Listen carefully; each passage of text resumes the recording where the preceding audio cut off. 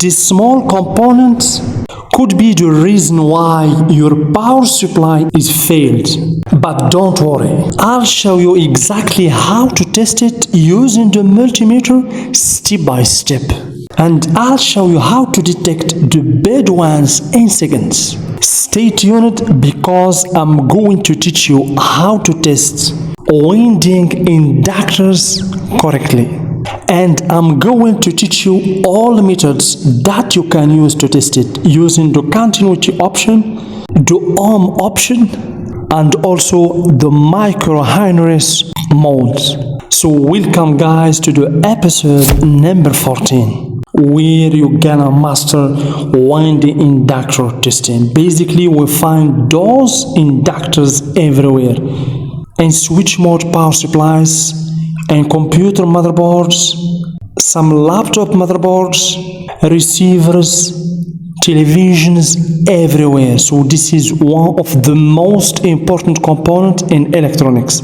If you didn't know how to test it correctly, you will waste time and you cannot repair electronic devices easily. Guys, all videos I make about testing electronic component is based on your comments and your questions.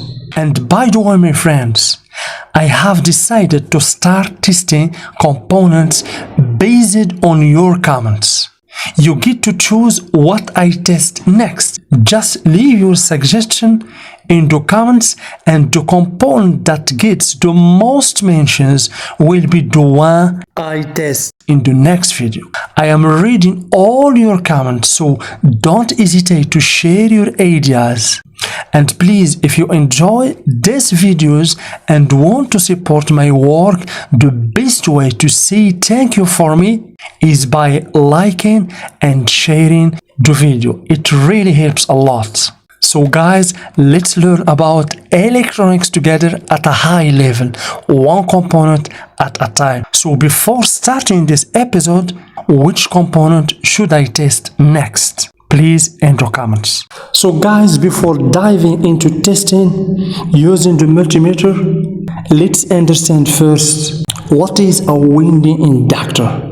So a winding inductor is a component that stores energy in a magnetic field, and it is used for many purposes. So filtering purposes, energy storage, voltage stabilization, noise removal, and many others. So let's begin testing these components. Let's begin, for example, this one here. So guys, what you have to pay attention to is that those components are tested using the LCR meter. But if you don't have the LCR meter, no problem, you can use any multimeter. Of course, you can use the continuity mode or the ohm mode. The efficient mode is the ohm mode. Why, guys? Because using the continuity option, for example, for this one here, okay, let's select, for example, the continuity option over here. So the continuity mode is selected. So to test this kind of inductor, my friend, you should use the points here or the edges. So one probe here in the edge here, okay, another here. Do you see, guys? We have continuity. But is this inductor really good or not? We cannot detect using the continuity. The continuity, we detect that the inductor is not cutted, can pass the current. But to check if the inductor is good or not, we have two options. We have to use the ohm option or use the LCR meter. Once I don't have the LCR meter, I will use the ohm mode. So let's select the ohm mode like this. So guys, because here I have very thin point, let me use this one, the same working principle with a big point over here.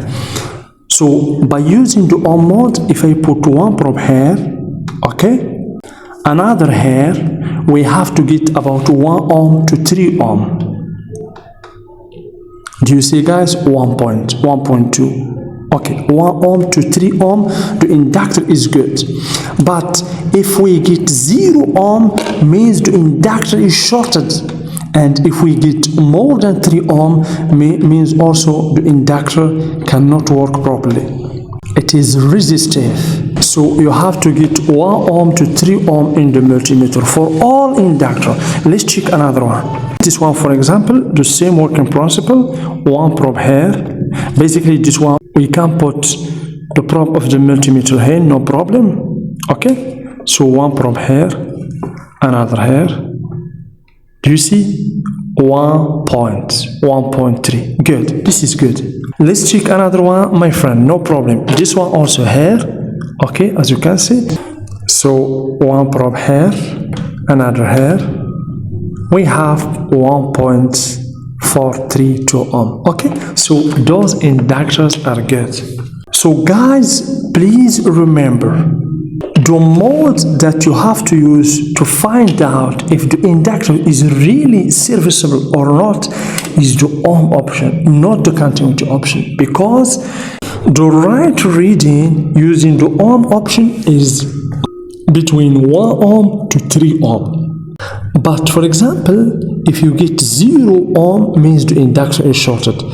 But for the continuity option, you cannot find out if the inductor is good or not, because you get a continuity, you get a beep. That's why you have to use the ohm option. Guys, here I have a bad inductor over here. Basically, this inductor here, okay, is good, but this one is bad, is open. Let's check it. Okay, let's use the continuity option first to find out. This one here, okay, with this color is good. So guys, here avoid to put the probes here. You will not get anything.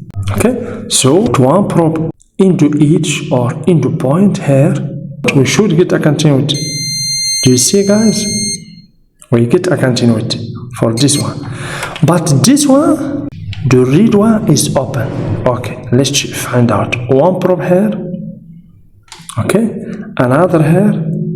Do you see in the multimeter? Nothing. Okay, again, 1 probe here. Let's fix it like this. Another here. You see, guys? Broken, open. Okay, even if we move on to the ohm mode here, as you can see, guys. So let's find out, guys. So 1 probe here in this terminal. Okay, and another here. We have 2.0. Good. Within the range. As you can see, we get 2 ohm. What about this one, the bad one? So 1 probe here. Okay, another here. Nothing. Do you see, guys? Nothing in the multimeter. Bad one. Guys, we have another test that you have to pay attention to. So for this kind of inductors, basically, we have 2 coils. 1 coil here, another here. But unfortunately, this one is bad. If we check using the continuity option or using the ohm option, this one should give between 1 ohm to 3 ohm, this one also the same. But between this and this, we should not get a short or a low reading. Okay, if we get a low reading or a short, means this inductor is shorted with this one here, and it shouldn't. So guys, please remember, the normal reading for the inductor, okay, the normal is 1 ohm to 3 ohm. Okay, this is the normal reading. And of course, we use the ohm option. But if you get, for example, a 0 ohm in the multimeter, means what? Means the coil is shorted. Please remember. If you get above 3 ohm, let's, for example, for this kind of inductors, of course, if you get, for example, let's see, 15 ohm or even 100 ohm, etc., means the inductor is broken. it's not serviceable. So guys, the coils or inductors are very powerful in electronics. Not like capacitors. For example, for the electrolytic capacitor, it has a limited current. But the coil L can resist to current changes. Okay, so it resists to current changes. That's why we use it everywhere in power circuits. And of course, guys, the most important tip here is that these inductors may look different, but they all work the same way, and we test them using the same principle. So don't worry about its type or its shapes. Guys, please attention, there is some common mistakes to avoid. The first one is testing in circuit or in the board. By testing these inductors in circuits, you can get a false reading, of course, from parallel paths.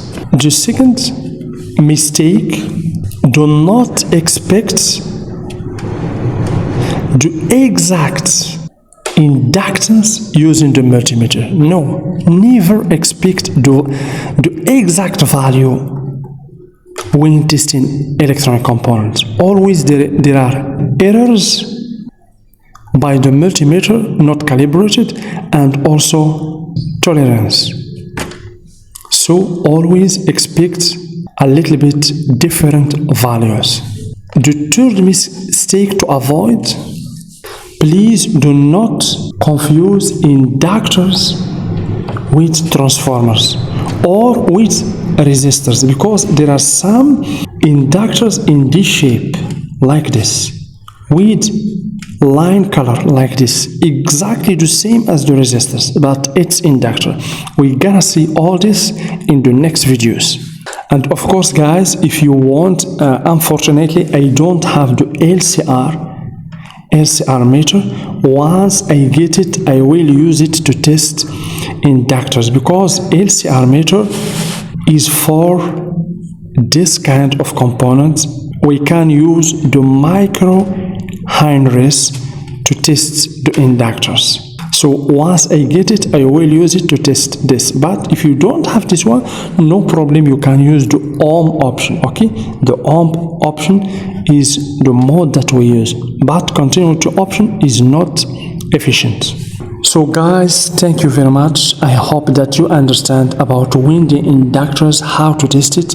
Please, for anyone who want to thank me, the best way to say thank you for me is by liking and sharing the video, and hit the bell icon, because I'm going to upload in a daily basis one video every day, and of course road to 1000 components. So guys, thank you very much, and see you with another component.